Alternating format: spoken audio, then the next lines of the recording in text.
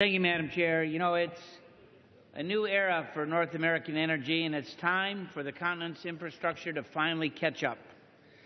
That's why we wrote H.R. 3301, the North American Energy Infrastructure Act, with my friend and colleague Gene Green from Texas. You know, with lessons learned from the Keystone XL pipeline debacle, we're creating a fair and transparent approval process for cross-border energy projects, putting them all on a level playing field, finally, for the benefit of North American energy security, lower energy prices, and, yes, plenty of jobs.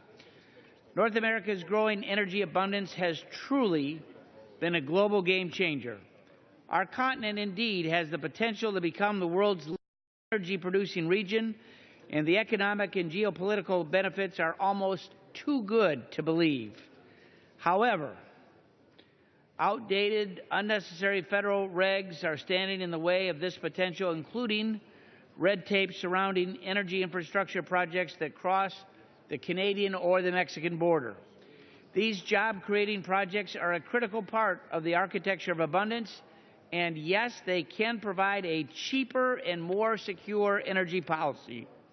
Simply put, we cannot become an energy superpower without upgrading the energy infrastructure linking us with our neighbors. We all know about the Keystone XL, the oil pipeline that would bring enough Canadian oil into the U.S. to displace OPEC imports while supporting up to 42,000 jobs, according to the Obama administration's own estimates. Many of us also know that the project has been extensively studied and to be found certainly environmentally safe. Nonetheless, for nearly 6 years, this administration has come up with one excuse after another for delaying its decision on the project. Keystone XL has yet to deliver any oil, but it has already delivered a message that our process for approving such projects is, yes, badly broken. And yet the White House is threatening to veto the bill, claiming the bill would circumvent long-standing and proven processes. While H.R. 3301 does not address Keystone XL's pipeline, that's right, it does not address it, this House has already passed legislation doing exactly that. This bill would ensure that important projects would not be stuck in limbo once being fully vetted. It would update and modernize the process for cross-border energy infrastructure projects, eliminating the opportunities for delay and putting in place the same standards of review for oil pipelines, electric transmission facilities, and natural gas lines.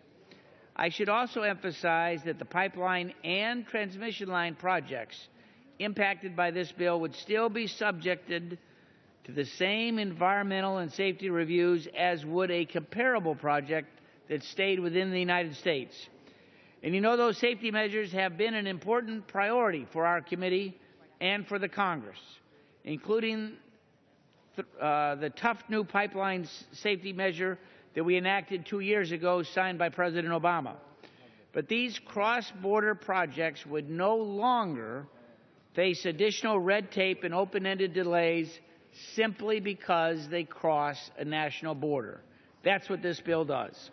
This common-sense bill enjoys bipartisan support, especially from border state members who know full well the economic benefit to the U.S. of such projects. So I urge all of us here this afternoon to join to support the North American Energy Infrastructure Act. We need to stand together and say yes to American jobs and yes to energy, and I yield back the balance of my time.